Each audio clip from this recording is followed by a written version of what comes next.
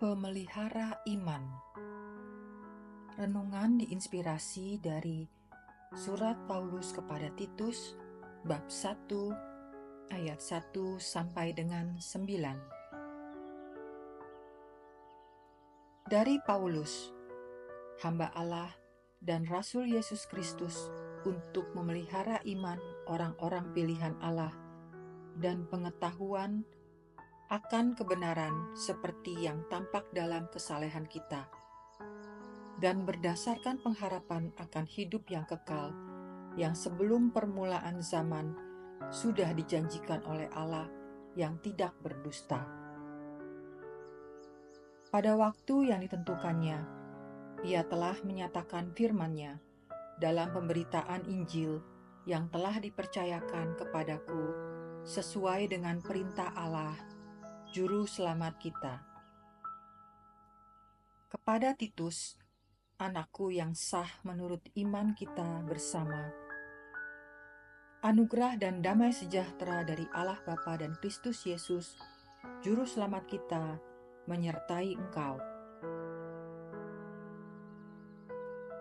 Aku telah meninggalkan engkau di Kreta, dan maksud ini supaya engkau mengatur apa yang masih perlu diatur, dan supaya engkau menetapkan panatua-panatua ke setiap kota, seperti yang telah kupesankan kepadamu, yakni orang-orang yang tak bercacat, yang mempunyai hanya satu istri, yang anak-anaknya beriman, dan tidak dapat dituduh karena hidup tidak senonoh atau hidup tidak tertib.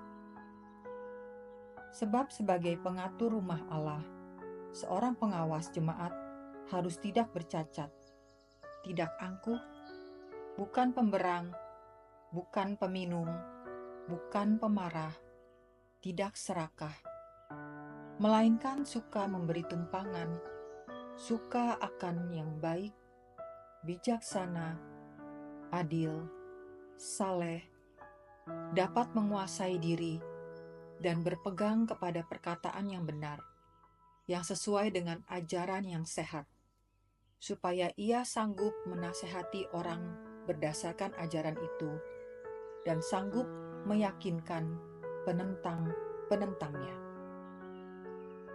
Demikianlah sabda Tuhan. Syukur kepada Allah. Dalam surat Paulus kepada Titus, disebutkan syarat-syarat bagi penatua yang benar, baik untuk memberikan semangat maupun memberikan teguran. Ia haruslah seorang yang memiliki perilaku tak bercacat dan hanya memiliki satu istri. Anak-anaknya hidup beriman dan tidak dapat dituduh karena hidup tidak senonoh atau hidup tidak tertib. Sebab sebagai pengatur rumah Allah sekaligus sebagai penilik jemaat, ia harus suka memberi tumpangan, suka akan yang baik, bijaksana, adil, saleh, dapat menguasai diri, dan berpegang kepada perkataan yang benar. Hidup sesuai ajaran yang sehat, supaya ia sanggup menasehati orang berdasarkan ajaran itu dan sanggup meyakinkan penentang-penentangnya. Bahkan dalam Mazmur pun ada tertulis, orang yang bersih tangannya dan murni hatinya, yang tidak menyerahkan dirinya kepada penipuan dan yang tidak bersumpah palsu, dialah yang akan menerima berkat dari Tuhan dan keadilan dari Allah yang menyelamatkan dia. Peran seorang penatua atau pengurus gereja adalah menjadi pemelihara iman bagi jemaat yang diaturnya.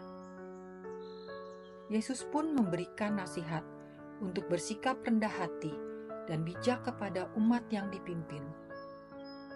Ada tambahan khusus yang menjadi ciri khas pemelihara iman dari Yesus. Tegur saudaramu bila berbuat dosa, dan jikalau ia menyesal, ampunilah dia. Hari ini, perayaan Santo Martinus dari Tours.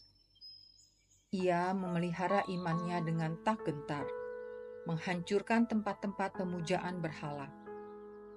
Namun ia juga menentang praktek hukuman mati yang dijatuhkan kaisar terhadap para tukang-tukang sihir dan penyebar ajaran sesat. Ia bahkan menjadi tidak disukai oleh orang-orang Kristen yang fanatik. Tetapi Martinus tetap pada pendiriannya, menjunjung tinggi keadilan dan menentang sistem paksaan. Pernah saya berjumpa dengan seorang katekis dari Papua. Kami berdiskusi.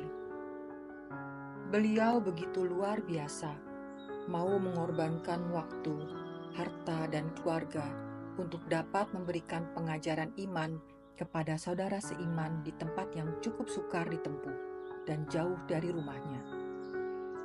Pemelihara iman bukan berarti hanya mengurus gereja, namun bisa siapa saja yang tergerak hati dan terpelihara imannya, termasuk kita. Marilah kita berdoa. Bapa, Engkau sebagai pemelihara imanku untuk selalu setia kepada Allah. Tanamkanlah semangat pemeliharaanmu yang penuh kasih dalam kerahiman bagiku dan sesamaku, sehingga imanku bertumbuh dan kuat melakukan hal yang tak mungkin karena pemeliharaanmu yang besar. Amin.